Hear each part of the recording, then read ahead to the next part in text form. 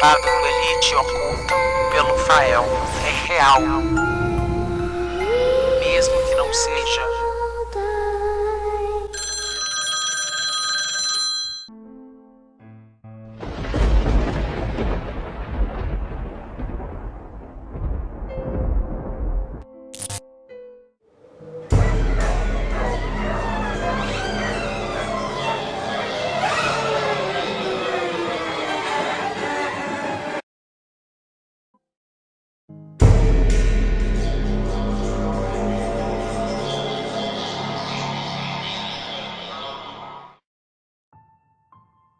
Olá, Rafael. Eu me chamo Rosita.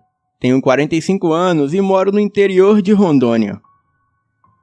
Este relato que eu vou contar aconteceu realmente e nunca vou me esquecer disso. Bem, eu amo gatos. O meu filho sempre me falou que gatos, de algum jeito, sabem quando vão lhes ajudar quando estão doentes ou machucados. Eles também trazem boa energia e purificam o lar. E de certo modo, talvez ele esteja certo. Gatos de rua aparecem na minha varanda, parecendo saber que eu vou alimentá-los e dar banho neles antes de mandarem eles embora. Eu sempre tenho um pouco a mais de spray antipulgas, remédio para vermes ou alguma pomada antibiótica para quaisquer necessidades médicas que os meus amiguinhos peludos possam ter. E às vezes, aparece algum gato que fique um tempo conosco antes de ir embora. E essa história é sobre um desses felinos. Ele veio da rua para as nossas vidas e ficou tempo suficiente para mudar totalmente o nosso modo de pensar. O meu filho e eu vivíamos em uma péssima casa. Era um sítio imenso, mas a casa já estava bem velha e quando chovia tinha muita goteira, porque o sítio foi herdado pelos meus avós, passou para os meus pais e finalmente para mim e os meus irmãos. Porém, só morava eu e o meu filho na casa, e havia um bom tempo que o sítio não via uma reforma, mas pelo menos o lugar era muito tranquilo. O sítio ficava bem no interior de uma cidadezinha rural e bem próximo a algumas fazendas. E pessoas de uma cidade grande vizinha geralmente abandonavam animais que não queriam mais na nossa cidade. E as fazendas tinham vários gatos nos celeiros e também cachorros. Um dos nossos vizinhos odiava gatos. Ele sempre fazia maus tratos com os bichanos, e ele era suspeito no desaparecimento de vários animais da vizinhança.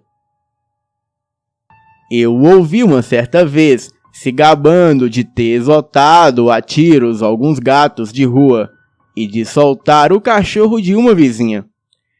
Então, sempre que um gato aparecia na nossa varanda, eu o alimentava e tratava dos seus ferimentos.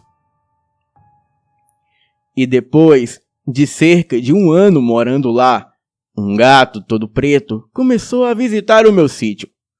Ele só vinha de noite como se soubesse que assim não seria visto. O gato pegou muita amizade com o meu filho, e uma vez que eu passei a chamar o gato de Pretinho, já que ele era todo preto, o meu filho, que só tinha 9 anos na época, disse que o nome do gato era Lucy, e não Pretinho. Eu achei engraçado o nome, mas perguntei de onde ele tirou esse nome. Afinal, Lucy é nome de gata fêmea, e o gato era macho. Mas o meu filho me disse que o gato falou para ele que se chamava Lucy. Eu fiquei com aquilo na cabeça, mas não dei muita importância. O meu filho falou que tinha visto o gato em uma velha casa, a cerca de meio quilômetro de onde morávamos. Nós achamos que devia ser mais um gato abandonado pelos donos irresponsáveis. Então, o alimentamos e ocasionalmente limpávamos ferimentos de brigas e tirávamos carrapatos da pele dele. Aquele gato ficava ronronando e se esfregando nas nossas pernas para que nós fizéssemos carinho nele. Ele era um animal adorável e não saía de perto do meu filho. Normalmente, nós não nos apegamos muito aos gatos, com medo de que aquele vizinho machucasse eles ou que nós fôssemos despejados. Afinal, eu não era a única dona da casa e estava morando ali na condição de não levar transtorno para os vizinhos. Mas nós abrimos uma exceção para esse gato, pois ele era especial. O meu filho comprou para ele uma coleira rosa choque de nylon com um sino, e com uma caneta azul para tecido, ele escreveu Lucy na coleira e colocou no gato preto. Ele estava maravilhoso com a sua coleira nova, e o nosso relacionamento com ele estava maravilhoso.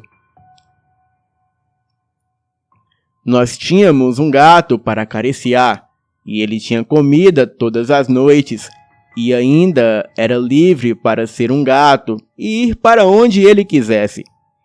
E o vizinho, que se chamava Marcelo, não tinha nem ideia da sua existência. Um detalhe, esse vizinho criava vários passarinhos, e esse era o principal motivo para ele odiar gatos. Eu decidi que gato era um bom nome para ele, pois acreditava que ele não iria querer algo mais chique. Somente gato já estava bom demais. Mas o meu filho insistiu que era Lucy. Então, por mais estranho que fosse, eu deixei Lucy mesmo. Lucy continuou com a sua visita noturna por meses. Sempre que ficava escuro, ele começava a arranhar a porta da varanda e a miar, até que nós abríssemos a porta para ele entrar e ser acariciado.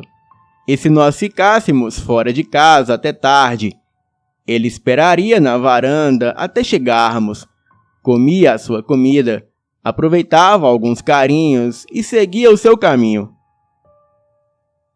Alguns meses mais tarde, eu decidi voltar para a faculdade e nós tivemos que nos mudar do sítio para morar com alguns parentes por conta da distância.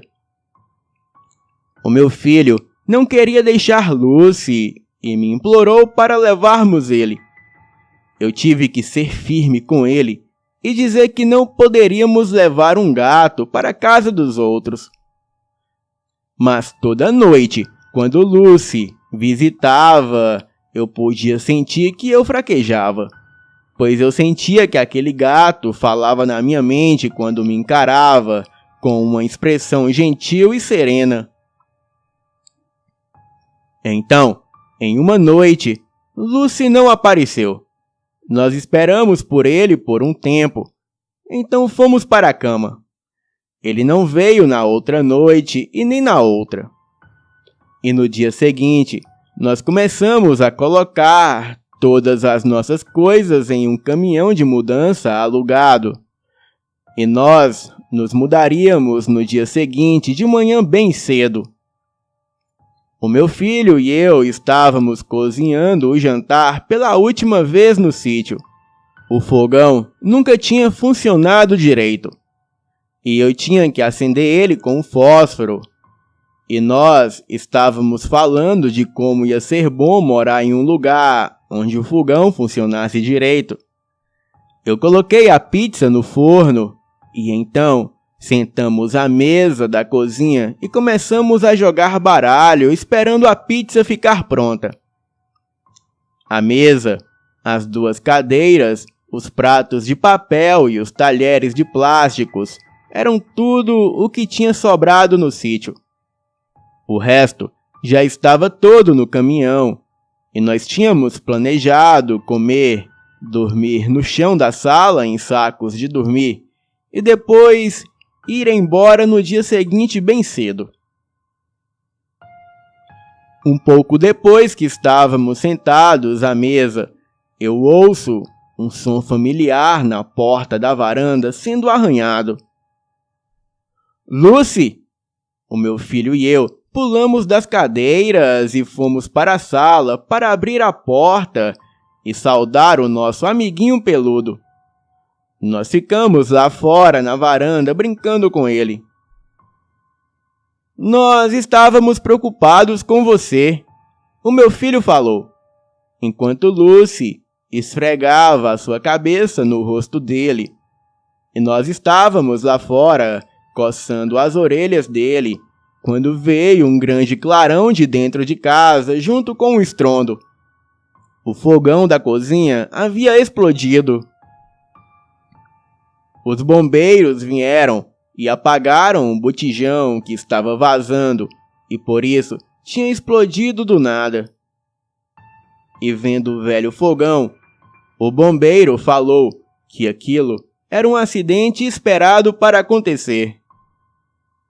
E nós tínhamos sorte por estarmos vivos, pois a mesa e as cadeiras da cozinha estavam totalmente queimadas. E se nós estivéssemos lá jogando baralho, nós estaríamos com queimaduras graves. Isso se não tivéssemos morrido na hora. E enquanto os bombeiros estavam em casa, o meu filho estava em choque segurando Lucy e coçando as suas orelhas. Se o gato não tivesse ali, o meu filho estaria marcado para o resto da vida com cicatrizes que pegariam todo o seu corpo, ou coisa pior.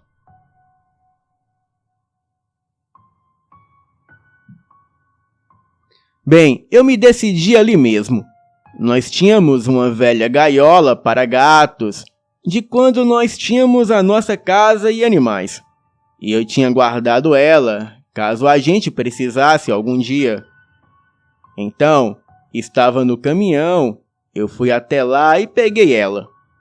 Coloque Lucy aí dentro, nós vamos levar ele conosco, eu falei, enquanto meu filho sorria animado por não ter que deixar o seu amigo para trás. O sino da coleira estava tocando, enquanto meu filho colocava Lucy na gaiola e trancava a portinha. O que tinha sobrado na cozinha do sítio estava em ruínas, e o resto já estava no caminhão. Então, decidimos simplesmente ir embora naquela noite.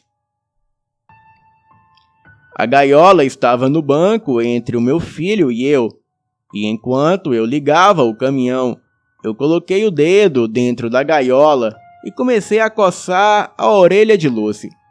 E eu podia ouvir ele ronronando. Lucy, você está vindo com a gente.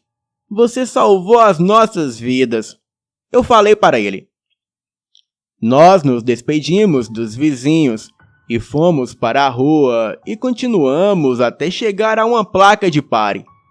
Essa placa tinha na entrada da estrada. Então, eu vi algo que fez o meu sangue gelar. No acostamento da estrada tinha um gato preto atropelado. Eu falei para o meu filho ficar no caminhão enquanto eu saía. O gato tinha sido atropelado há pelo menos uns 2 dias, pois o corpo já estava em decomposição.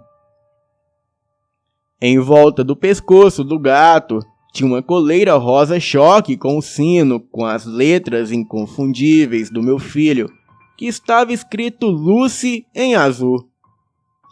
Sem dúvida alguma, aquele gato morto era o nosso gato. Eu estava em choque.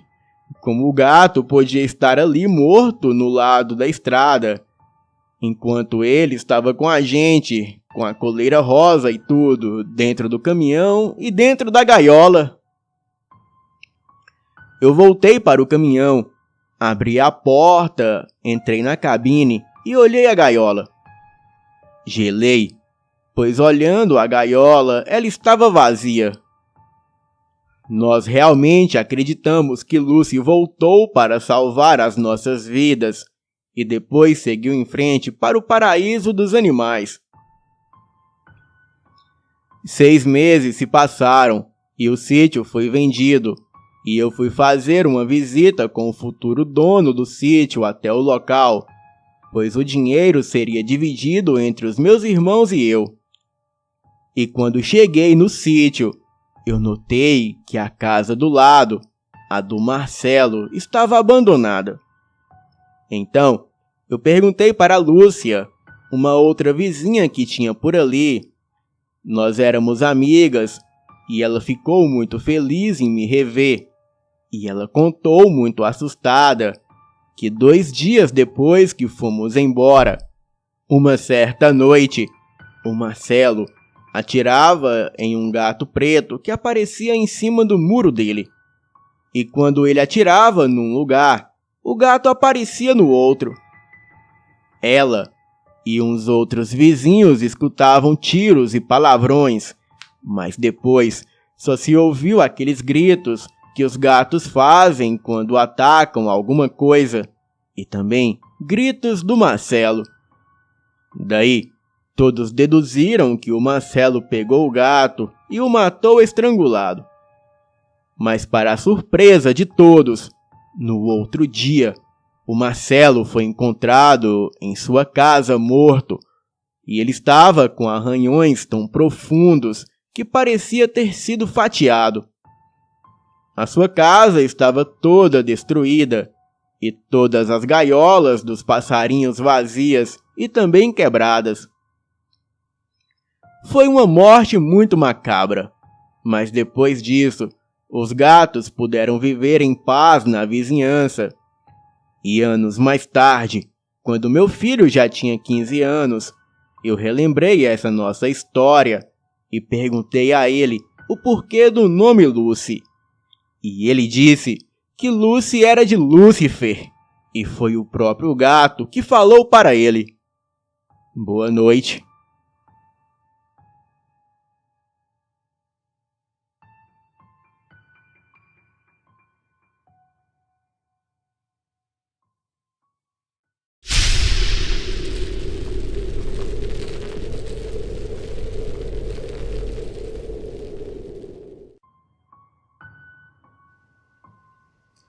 O laço do diabo. Esse é um fato que aconteceu há muito tempo, quando eu era criança. Nos reunimos todos na calçada das casas para contar histórias de terror, e uma dessas histórias me chamou a atenção. O meu tio contou que quando ele era criança, seu irmão levava ele para as festas que havia nas cidades vizinhas. Ele contou que os 3 amigos saíam de uma festa, e no meio do caminho o carro quebra. Então eles decidem seguir o caminho a pé. Depois de uma longa caminhada, eles encontraram um homem bem vestido que ficou olhando os amigos que iam passando. Então ele pergunta: "Quem de vocês quer conhecer o laço do diabo?" Os amigos param, olham um para o outro e começam a rir do homem. O homem vira as costas e entra em direção ao mato.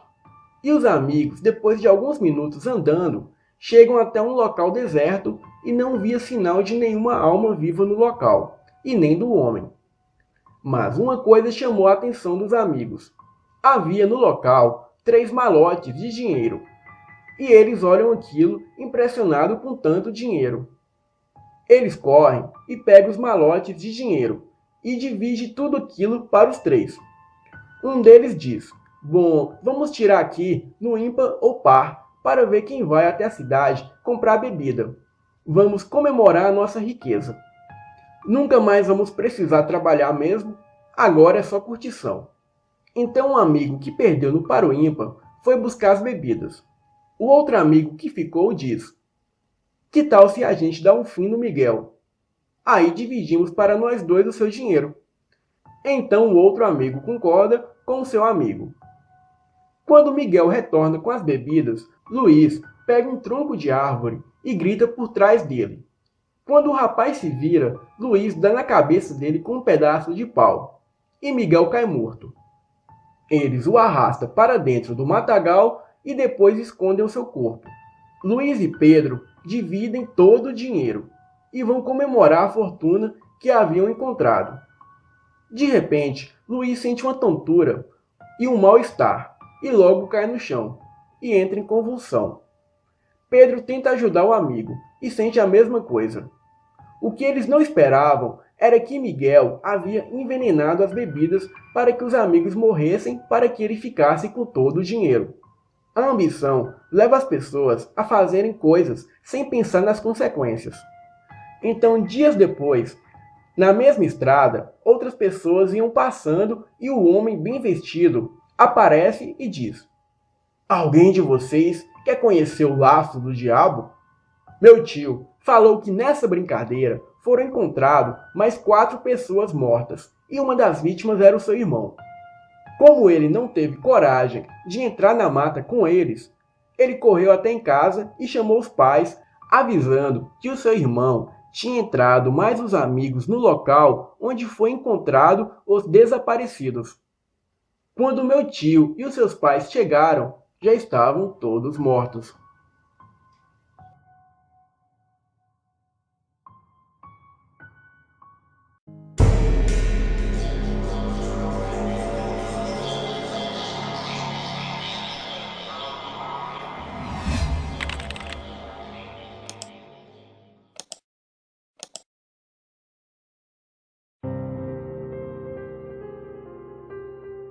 Boa noite, eu me chamo Edivaldo e em 1992 eu trabalhava em uma empresa que organizava eventos por todo o Brasil. Sendo assim, eu sempre viajava para vários locais. A maior parte das minhas viagens era à noite, por estradas secundárias e desertas. Fato esse, devido aos eventos festivos, na maioria das vezes serem em sítios particulares, e quase sempre ficavam em locais ermos. Em uma dessas viagens, eu estava na cidade de Santos, São Paulo, hospedado em um hotel antiguíssimo, cujo nome eu não revelarei aqui por razões óbvias. Bem, tudo lá era velho, até mesmo os funcionários. À noite, ao me dirigir para o meu quarto após o jantar, eu peguei o elevador e fui para o último andar do hotel. O lugar era tão antigo que até o elevador era de grade. Enfim, assim que pisei o pé para fora do elevador, a luz do hotel foi embora repentinamente. E naquele tempo, quando a luz ia embora, demorava horas para retornar. Mas naquela noite, até que foi rápido. Bem, acendi o meu isqueiro e fui em direção ao meu quarto. E poucos centímetros antes de alcançar a porta, a luz voltou repentinamente e eu pude ver uma linda moça na porta do meu quarto. Ela era morena, usava decote e tinha longos cabelos negros. Tomei um susto, pois a fraca luz do isqueiro não permitiu que eu a visse ali parada. Ela me perguntou se eu sabia o motivo da falta de luz. Eu disse que não sabia, mas parecia que o apagão foi na rua toda. Em seguida, ela me pediu um cigarro e ficamos conversando. Conversa vai, conversa vem, e eu a chamei para entrar no meu quarto, pois ela havia me dito que estava sozinha e precisava de companhia caso a luz voltasse a faltar. Sentamos na minha cama e novamente veio outro apagão. No susto, ela me abraçou e eu não resisti aos seus encantos. Começamos a nos beijar e eu fui apalpando seus seios e tirando a sua roupa. Tirei a bermuda e partimos para o ato insano. E por horas transamos loucamente. E depois de horas intensas de sexo, eu acabei cochilando. E naquela noite eu tive um sonho terrível. Sonhei que o meu carro havia quebrado no meio da estrada que corta a floresta amazônica no Mato Grosso. E no que eu saio do carro para ver o problema, acabei pisando em um enorme sucuri. A mesma se enrolou em mim e foi quebrando os meus ossos e me sufocando. Eu não conseguia respirar e o sonho parecia muito real.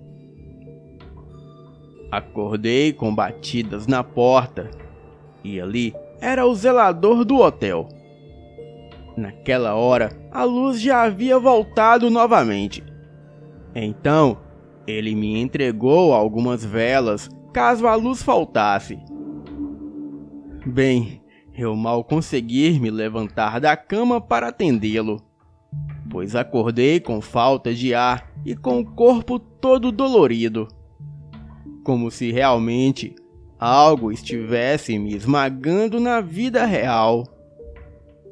Bem, associei essa sensação de esmagamento às horas de sexo que eu tive mais cedo. A garota não estava mais na cama, então imaginei que talvez ela tivesse voltado para o seu quarto. Agradeci ao zelador pelas velas, fechei a porta e liguei a TV. O tempo passou e eu estava distraído com a programação. Mas quando de repente eu ouvi assustado um gemido horrível de mulher vindo da direção do banheiro no meu quarto. A princípio eu achei que era impressão minha e voltei a assistir TV. Então novamente veio o gemido terrível e eu fiquei apavorado. E ao mesmo tempo eu comecei a tremer e a suar tremendamente. A primeira atitude que eu tive foi ir até o banheiro, pois talvez poderia ser a morena que ainda estava no meu quarto. Porém, como não tinha ninguém lá, eu achei que talvez o barulho poderia vir de um quarto vizinho. Então, liguei para a recepção e avisei o recepcionista. Ele era bastante idoso. Falei que alguém estava com problemas e precisava de ajuda. Então, ele me perguntou em qual andar eu estava. E quando eu disse que era no último, o recepcionista me respondeu: "Meu senhor, nesse andar só você está hospedado." Ao ouvir isso, eu entrei em pânico e imediatamente pensei em sair dali. O pior era que a porta ficava após o banheiro e eu teria que passar por ali. Passei por lá correndo e quando saí no corredor estava tudo apagado e muito escuro, sendo que eu não conseguia enxergar a escada. Resolvi então voltar para o quarto, peguei o colchão e coloquei na varanda, onde havia uma porta de vidro. Fechei a porta por fora e passei a noite toda no sereno. E quando amanheceu, eu procurei o recepcionista para relatar o fato. E foi quando ele me disse que naquele andar, todos os anos em época de quaresma, pessoas relatam ver naquele andar uma criatura metade mulher e metade cobra. E ninguém sabe como ela entra ou sai do hotel. Mas em 20 anos, 5 pessoas desapareceram misteriosamente.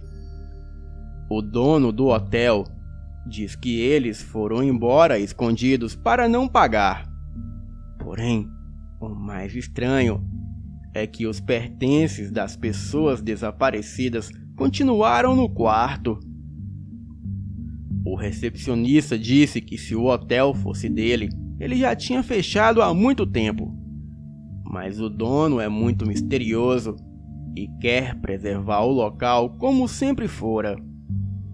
E disse também que acredita que o dono do hotel tem total consciência dessa mulher cobra que aparece misteriosamente e também não duvida que ele tem algum envolvimento com isso tudo. Bem, eu fiquei muito impressionado com toda essa história. Voltei para casa naquela mesma hora e nunca mais voltei ao local, e nem mesmo a trabalho. Boa noite.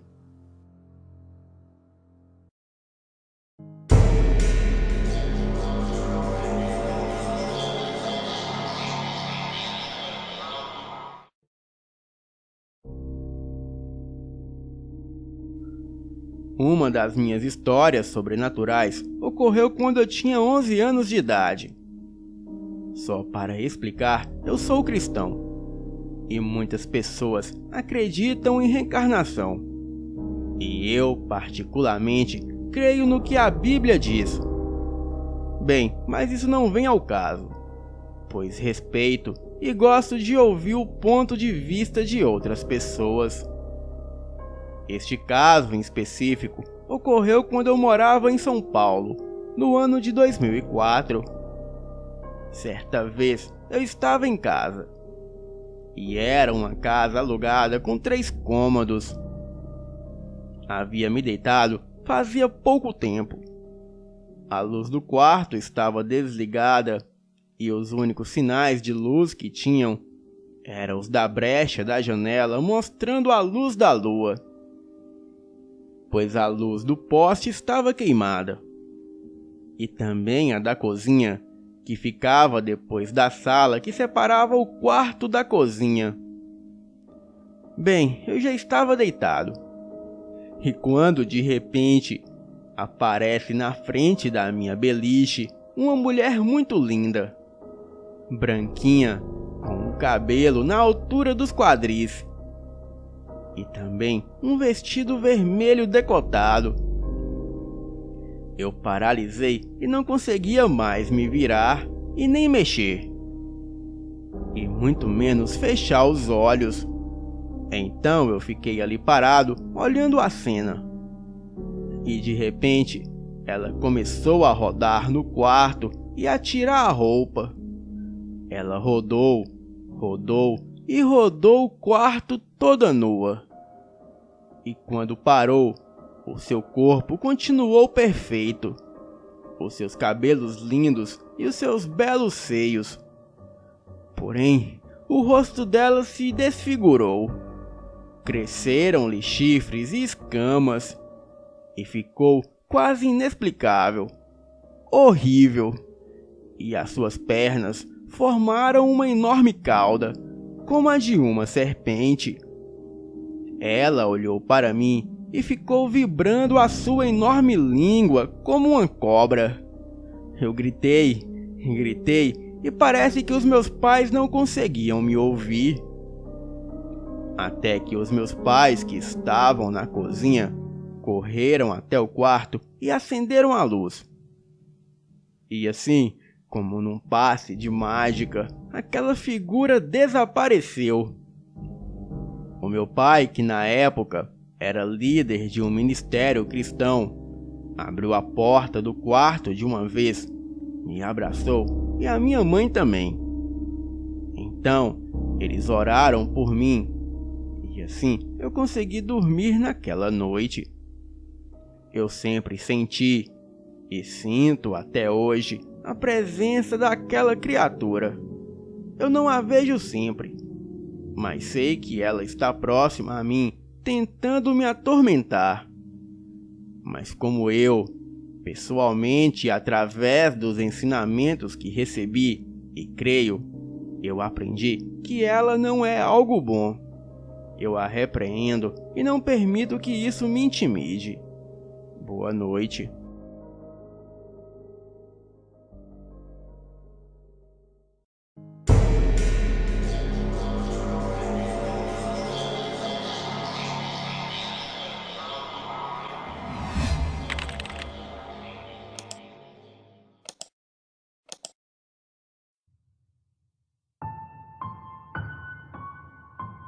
Essa história aconteceu na casa em que eu morava com os meus pais há uns 20 anos atrás.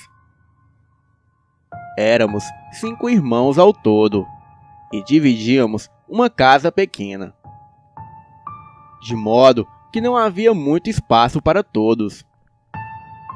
Eu e os meus 2 irmãos dormíamos em um mesmo quarto, onde cabia uma cama de solteiro e um beliche. Bom, tudo começou no domingo. Enquanto os meus pais assistiam TV, eu e os meus irmãos conversávamos.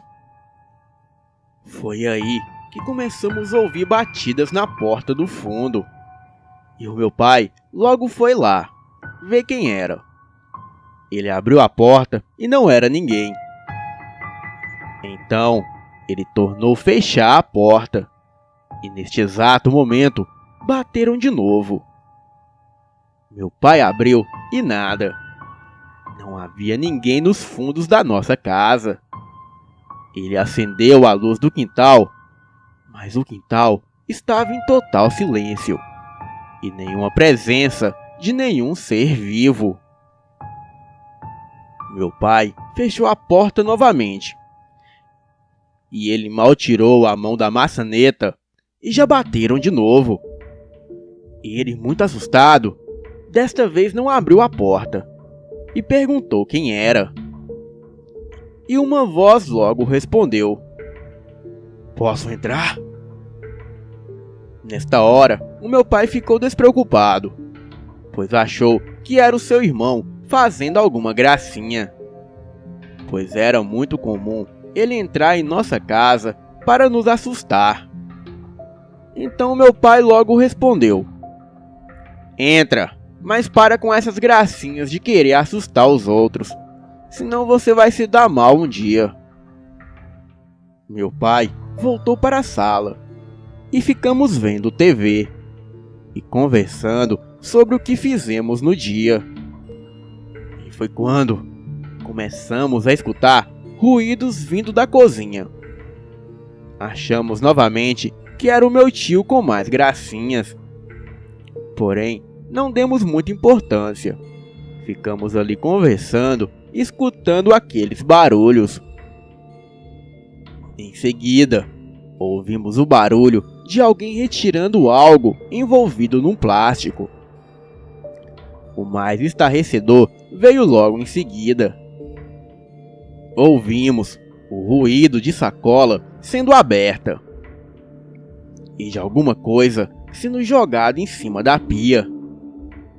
Pelo som que veio depois, supomos que era a carne da geladeira.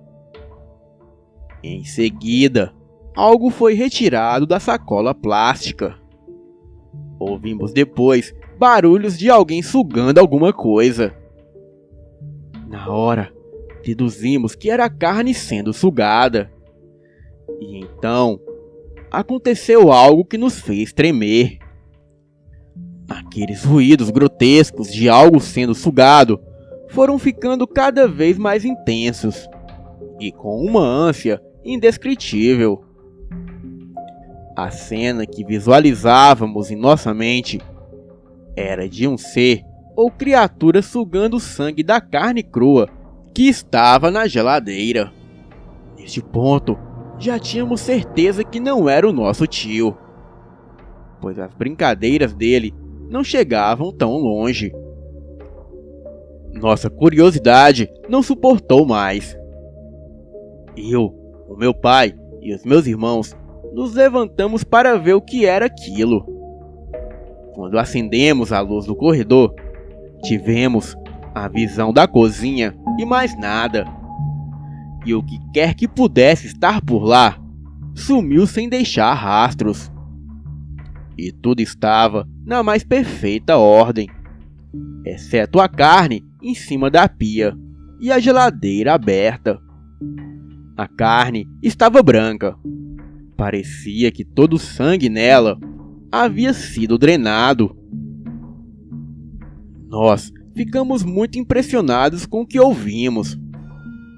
Como era de se esperar, não dormimos quase nada aquela noite, discutindo sobre o que seria aquela aparição. seria um vampiro? Um demônio? Tudo que posso afirmar é que não era o nosso tio, pois o meu pai ligou para ele e a sua esposa atendeu e disse que o nosso tio já estava dormindo, pois ele pegaria serviço na segunda de manhã. O que sei é que tudo aquilo foi real. As batidas na porta, a voz pedindo para entrar, a geladeira sendo aberta e a carne totalmente branca em cima da pia. Acredito que aquilo foi um vampiro, pois em uma pesquisa que fiz recentemente, descobri que vampiros só entram em nossas casas se forem convidados. E quando o meu pai disse que podia entrar, ele chamou aquele ser grotesco para a nossa casa. Pelo menos essa criatura não quis nos fazer nenhum mal. Mas do jeito que aquilo sugou todo o sangue da carne, deveria estar com muita fome. E por isso que tem aquele ditado: saco vazio não fica em pé. Boa noite.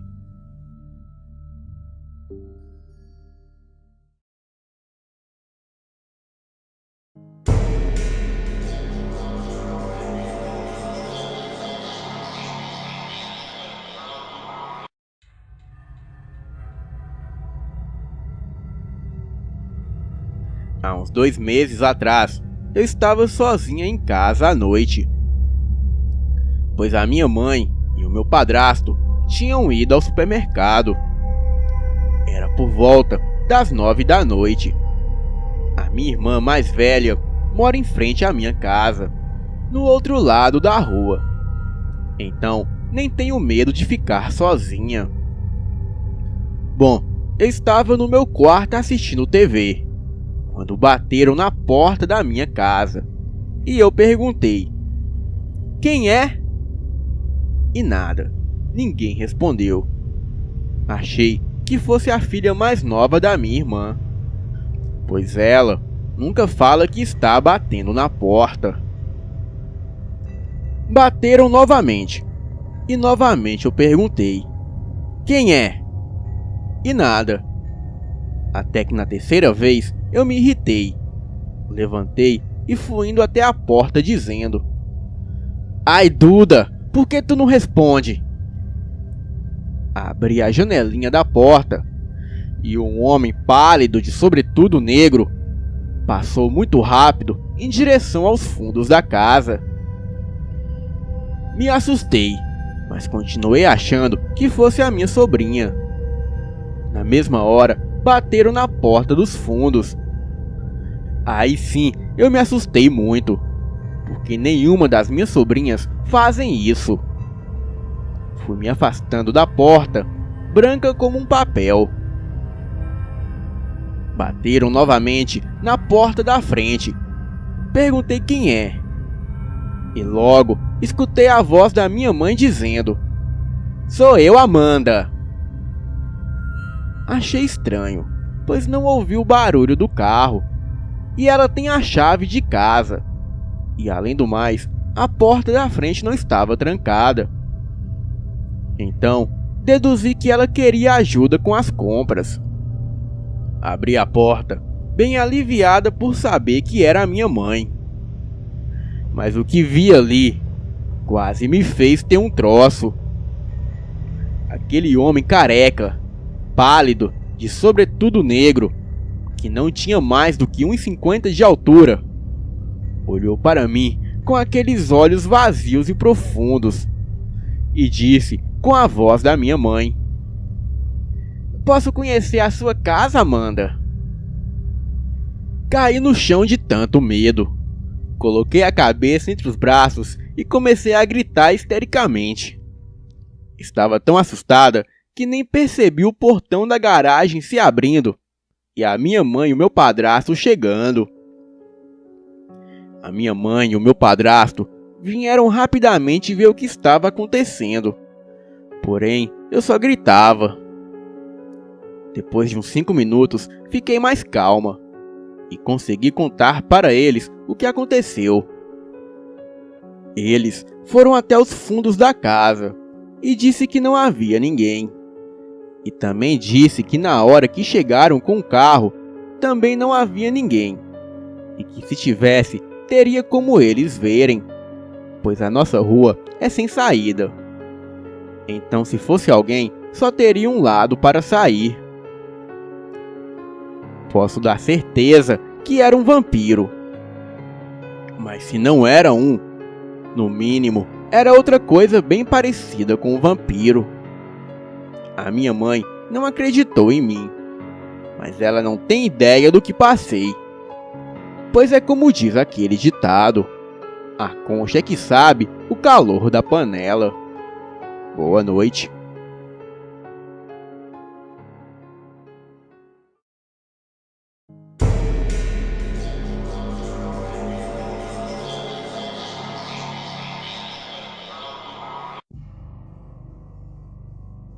Estava indo de São Paulo para Minas, no carro dos meus pais. Isso aconteceu em 2018. Era de madrugada e eu peguei no sono. Até que eles pararam para tomar um café em uma lanchonete que ficava à beira da estrada, no meio do nada. A minha família entrou para lanchar. Porém, eu fui no banheiro. Depois que saí do banheiro, eu peguei um caminho que dava acesso à porta dos fundos da lanchonete. E foi aí que eu ouvi um barulho e olhei para trás. O barulho parecia com bater de asas. Bem parecido quando você joga uma galinha para cima e ela tenta voar. Olhei para trás imediatamente e avistei apenas um homem muito elegante. Ele usava roupas sociais muito antigas. Era como se fosse um conde, e as suas vestes eram todas negras.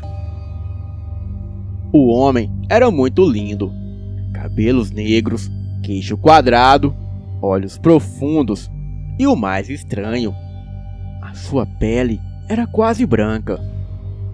O homem era muito pálido. Ele, muito educado, se desculpou por me assustar e logo me estendeu a mão, dizendo essas palavras: "Desculpe por assustar, senhorita. Eu me chamo Vladimir Simon."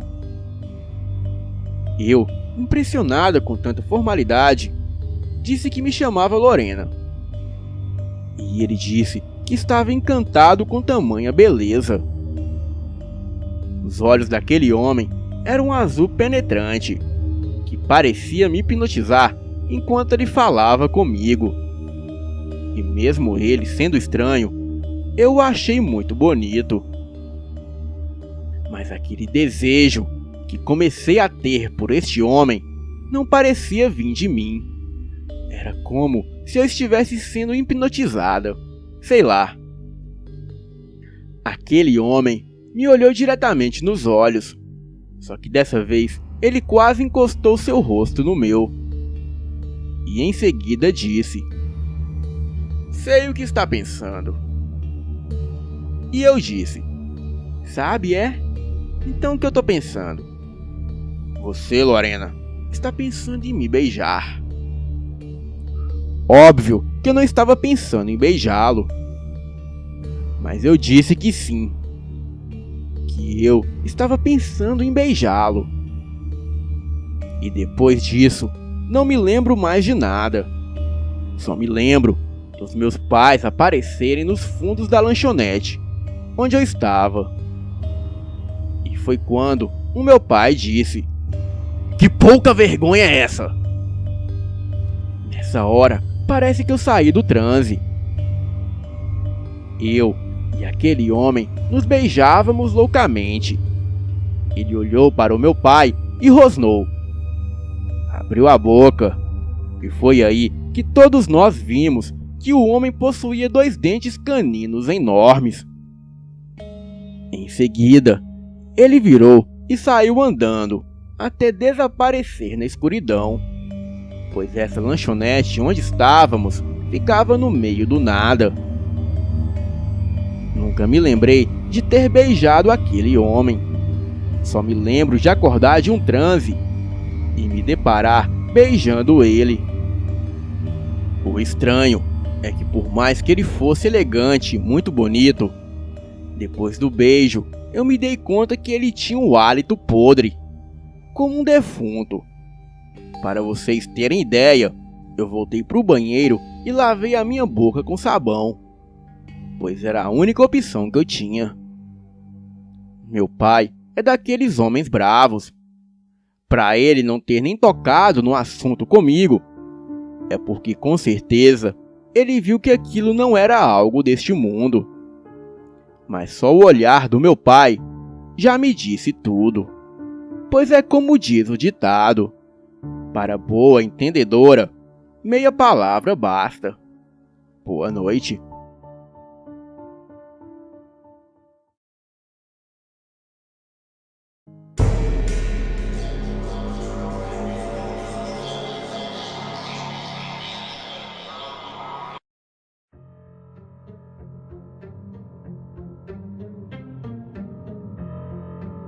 Vou relatar este fato que se passou comigo em uma vila onde moro em Portugal. Tenho admiração pela última família real da Rússia, em especial pela Grã-Duquesa, Tatiana Romanov. Já sonhei com ela várias vezes. Me vi em uma varanda do Palácio de São Petersburgo e as princesas em uma varanda acima. E eu acenava e chamava por elas, mas elas nem me ouviam no sonho. Pensei nisso depois e concluí que estava tendo uma visão do passado, e não exatamente os espíritos delas. Tive outros tipos de sonho, mas para mim era um pesadelo. Sonhei que me ordenaram que eu tivesse um filho. No sonho eu sempre resisto, mas em alguns até me colocavam uma criança nos braços. Em um dos pesadelos chegaram a me ameaçar que tirariam a minha menstruação caso eu não aceitasse ser mãe. Graças a Deus, nunca conseguiram me atingir. Já me aconteceu várias vezes de sentir uma corrente de ar gelado invadir a casa, e em seguida ver uma silhueta de um homem com roupas antigas e capa preta, passando muito rápido pela casa. Sei que isso tem alguma ligação com os meus pesadelos, mas foi uma vez que eu consegui descobrir quem era o invasor dos meus sonhos. Era um homem que morreu em um hospital muito longe da minha casa. Averiguei o dia e a hora do falecimento e constatei que sentir-me gelada nessa mesma hora. Relatos de vizinhos dizem que muitos já viram este homem andando pela vila, mas não como espírito, pois muitos acreditavam que ele era um vampiro. Então liguei as coisas. Aquele vampiro queria que eu tivesse um filho dele, mas como isso seria possível, sendo que aquele homem estava morto? Bem, já acordei paralisada, sem nem conseguir falar. Às vezes, também não consigo me mexer. E em outras vezes, também me falta a visão. Isso durava uns bons minutos. Era uma sensação terrível de impotência. Segundos depois, eu vi a sombra daquele homem se aproximando de mim. Ele começava a me beijar e a morder o meu pescoço com seus longos dentes caninos. Logo, eu acordava e percebia que foi apenas um pesadelo. Porém, no lugar onde ele havia mordido, ficava formigando. Com o passar do tempo, eu fui ficando exausta fisicamente e só andava fraca. Era como se eu não tivesse mais energia para nada. Os sonhos com aquele homem que me vampirizava se tornaram frequentes. Em algumas vezes, ele até abusava de mim no sonho e dizia que teríamos um filho. Isso que acontecia comigo também estava acontecendo com outras jovens da região. E foi aí que um grupo de pessoas resolveram exumar o corpo daquele homem. E logo perceberam que o mesmo depois de tanto tempo morto, o seu corpo se encontrava totalmente preservado. Nem cheiro o corpo exalava, o que não é normal para um defunto falecido há mais de 5 meses. Daí não restaram dúvidas. Para todos ali presentes, aquele homem era um vampiro. Então, as pessoas tacaram gasolina no caixão e atiçaram fogo nele. Quem estava presente conta que assim que o fogo pegou no homem, ele se levantou do caixão e saiu correndo gritando com seu corpo em chamas. Mas segundos depois, ele caiu no chão e não se mexia mais. O fogo durou no máximo uns 5 minutos. Mas assim que as chamas se extinguiram, todos presenciaram algo sem explicação. O corpo do homem só estava os ossos. O que seria impossível o fogo consumir toda a carne naquele curto período. Bem, eu não estava lá para saber com mais detalhes, mas só sei que depois desse dia a minha saúde voltou e nunca mais tive pesadelos com este demônio. Sou brasileira e resido em Portugal há 20 anos. Hoje em dia, essa história varia muito aqui na região, mas é aquele ditado: quem conta um conto, aumenta um ponto. Boa noite.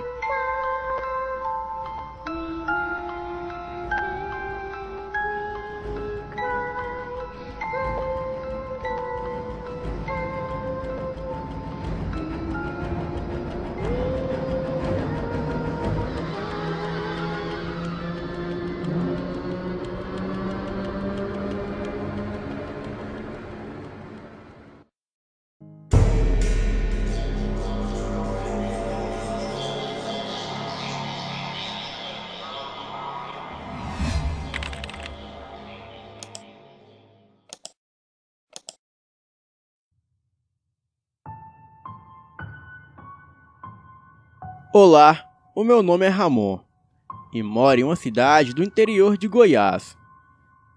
E o que vou relatar aqui é um relato que há tempos percorre na geração da minha família e aconteceu com a minha bisavó. Vamos ao relato. Em uma época de quaresma do ano de 1957, a minha bisavó era uma mulher muito religiosa e devota. Ela rezava o terço todos os dias, e quando chegava a época de quaresma, ela intensificava as orações, pois dizia que neste tempo o mal andava sobre a terra. Pois bem, em certa noite de uma sexta-feira de quaresma, ela estava em seu quarto e todos na casa estavam dormindo, quando de repente começou a escutar uma voz. Porém, como a voz estava muito longe, ela não deu muita importância. Mas a voz começou a ficar mais perto e ela levantou para olhar pelas frestas da janela de madeira. E como não viu nada, resolveu voltar a dormir. Mas de repente, as vozes ficaram muito altas, como se estivessem do lado da janela. E a voz dizia: "Me ajude, aqui está muito quente, me ajude." A minha bisavó, tremendo de medo, se levantou, se pôs de joelhos e começou a rezar a oração do credo. Até que em um certo momento, a voz pareceu agradecer e cessou. A minha bisavó continuou rezando durante a noite toda, até adormecer. No dia seguinte, ela contou o que havia acontecido para uma vizinha. E a vizinha disse que isso era uma alma penada, que clamava por uma oração para que se livrasse do sofrimento. E a partir desse dia, a minha bisavó sempre rezava pelas almas penadas durante toda a quaresma. Boa noite.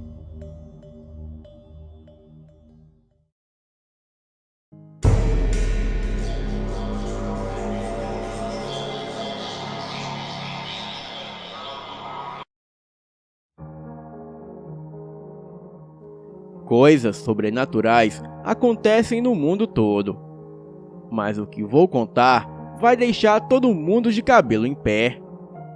Estava andando semana passada pelo shopping da minha cidade e estava procurando uma loja de produtos eletrônicos. Entrei como de costume e o shopping estava cheio.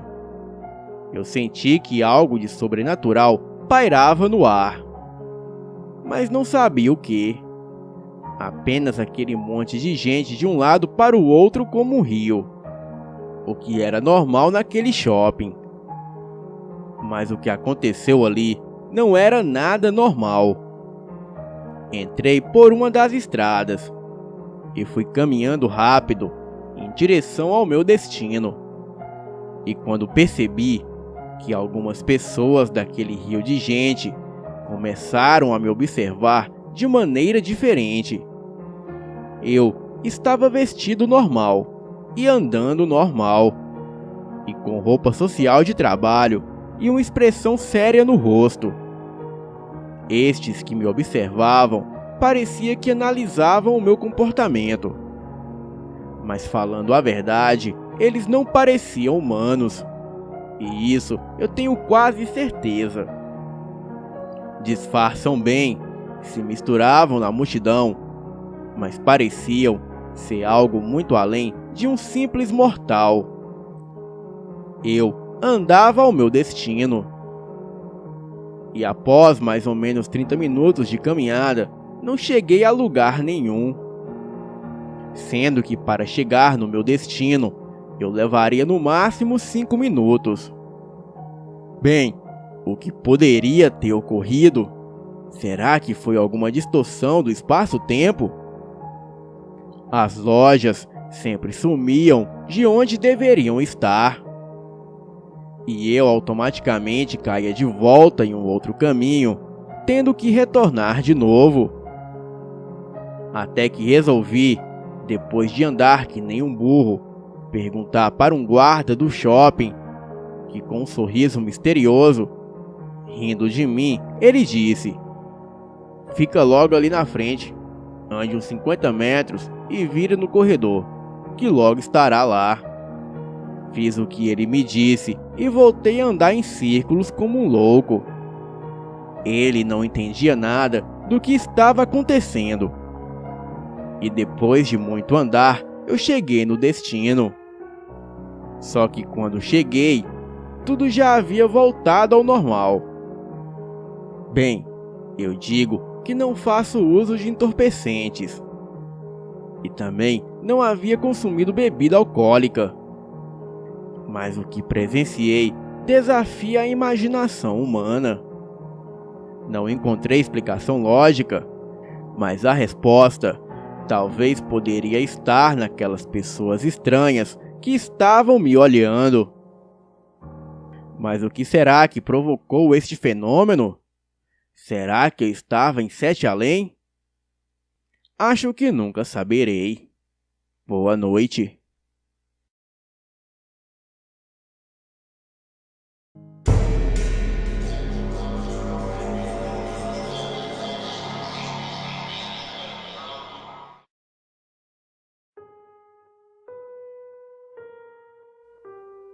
Essa história aconteceu com meu tio no ano de 1982.